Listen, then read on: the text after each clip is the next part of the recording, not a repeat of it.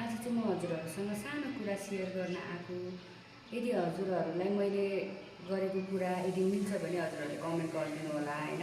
यो मलाई मात्र भएको हो कि? मेरो टपिक चाहिँ अनलाइन सपिङ। हजुरहरू कतिजनाले अनलाइन सपिङ गर्नुहुन्छ? विशेष त लेडिजहरूले गर्नुहुन्छ हैन। मैले पनि गर्छु। जस्तै मलाई चाहिँ के हुन्छ भन्दाखेरि जस्तै मैले कुनै लुगा मन पर्यो, कुनै सामान मन पर्यो, मैले म्यासेज गर्छु उहाँहरूलाई। त्यहाँ लेखेकै हुन्छ म्यासेज गर्नुहोस्, भाइबर गर्नुहोस् हैन, फोन गर्नुहोस्। अनि म म्यासेज गर्छु, उहाँहरूले हेर्नु हुँदैन। अनि उहाँहरूले नहेरिदिएपछि मलाई के लाग्छ भने उहाँहरू बिजी हुनुभयो होला भनेर म फोन गर्छु। म्याम सर मैले यसरी म्यासेज गरेको छु भन्छु। अनि उहाँहरूले म हेर्छु म्याम अहिले बिजी भएर भन्नुहुन्छ। अनि रिप्लाई दिनुहुन्छ। अनि रिप्लाई दिइसकेपछि चाहिँ अनि त्यसपछि एउटा रिप्लाई दिनुहुन्छ। अनि त्यसपछि कता जानुहुन्छ क्या 2-3 घन्टापछि बल्ल रिप्लाई आउँछ। अनि त्यसपछि यस्तो अब हामीलाई त भोलि लुगा लगाएर जानु छ भने त 2-3 घन्टा 3-4 घन्टा त हाम्रो फिक्सै हुँदैन नि त, त्यो लुगा आउँछ आउँदैन हामी आफै फिक्स नभइसकेपछि टेन्सन हुन्छ। अनि पसलमै गएर किन्छु क्या म चाहिँ। मलाई चाहिँ आजसम्ममा जति पनि अनलाइन सपिङ गरेँ त्यो सबै मलाई त्यस्तै नै भएको छ कि हैन। तर मैले जति पनि अनलाइन सपिङ गरेँ त्यसमा चाहिँ हरेक सामान चाहिँ मैले एकदम राम्रो नै पाएको छु कि।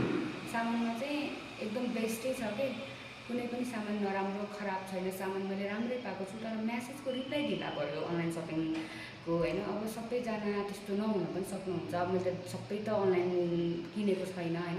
सबैजनामा त्यो नहुन पनि सक्छ। जतिजना पनि हुन सक्नुहुन्छ नि उहाँहरूले चाहिँ बुझिदिनु होला, रिप्लाई चाहिँ अलिक छिटो दिनु होला कहिलेकाहीँ बिजी हुन्छ, त्यो त सबैले बुझ्ने कुरा नै हो। तर म्यासेजको यति ढिला रिप्लाई आउँछ नि दिक्क लाग्छ कि। अनि त्यो चिजलाई चाहिँ हजुरहरूले सुधारिदिनु होला। अब सबैजना नहुन पनि सक्नुहुन्छ, कसैको एकदम राम्रो पनि होला हैन। मैले सबैजनालाई भनेको होइन, जो हुनुहुन्छ उहाँहरूले चाहिँ प्लिज यो कुरालाई चाहिँ एकदम सुधारिदिनु होला। मेरो लागि चाहिँ सधैँ यही नै भइरहेको हुन्छ नि, सधैँ यही नै भइरहेको हुन्छ। न मलाई मात्र भएको कि न अरूलाई पनि भएको कि रिप्लाई नै आउँदैन। यही हो मेरो चाहिँ आजको यो सानो कुरा सेयर गरेको। यदि हजुरहरूको पनि कस्तो यस्तो भएको छ भने प्लिज कमेन्ट गरिदिनु होला। र अनलाइन बिजनेसलाई मैले नराम्रो भनेको होइन, राम्रो हो। तर म्यासेजको रेस्पोन्स अलिक छिटो दिनु होला।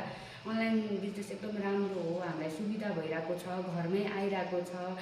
तर त्यसलाई चाहिँ अलिकति सुधार दिनु पऱ्यो। म्यासेजहरू चाहिँ अलिक छिटो रिप्लाई दिनु पऱ्यो। By by.